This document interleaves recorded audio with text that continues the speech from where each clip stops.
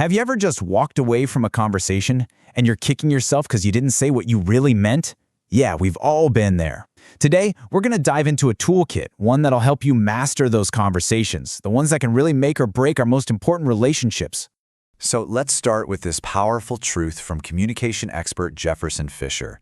And just think about that for a second. That unresolved issue you've got with a coworker or that little bit of tension with a family member, avoiding it doesn't make it disappear. The bill always comes due, and usually the interest it racks up is a ton of resentment and misunderstanding.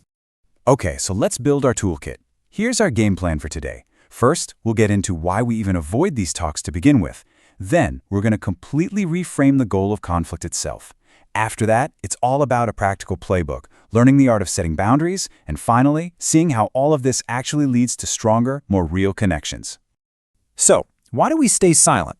We know we should probably speak up, but we just bite our tongues. The root cause is almost always the exact same thing: plain old fear. Whether it's at work or at home, we're just driven by this fear of what might happen. Fisher actually calls this the people-pleasing trap.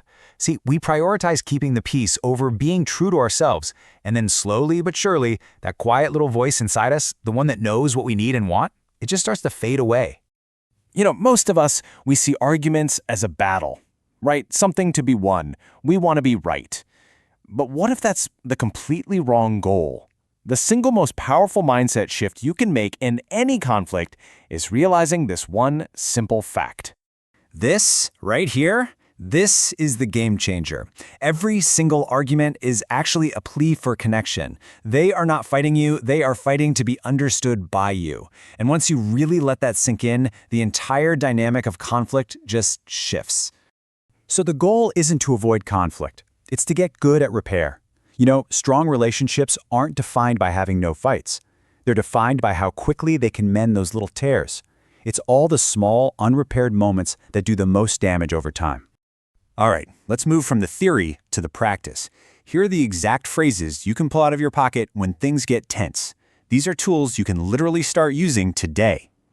Yes, the silent treatment. It is a total power play, and it's designed to make you desperate for their attention. Fisher says this is a huge red flag for low emotional intelligence because, at its core, it's a form of control.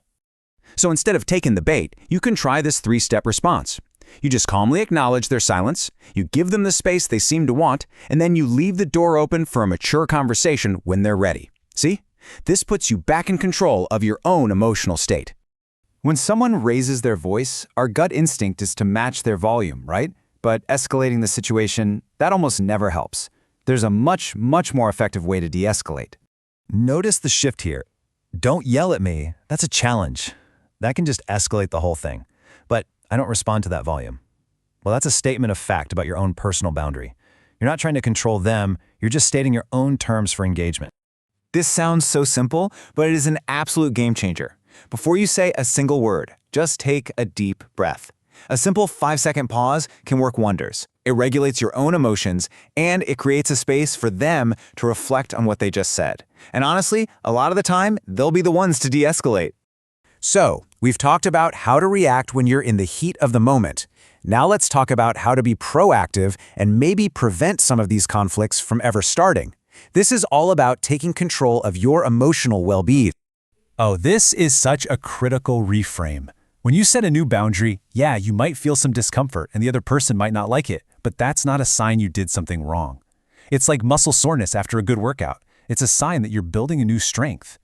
To say no effectively, you have to start with the no. Don't soften it with a long story. Then, and this is crucial, avoid the trap of over-explaining.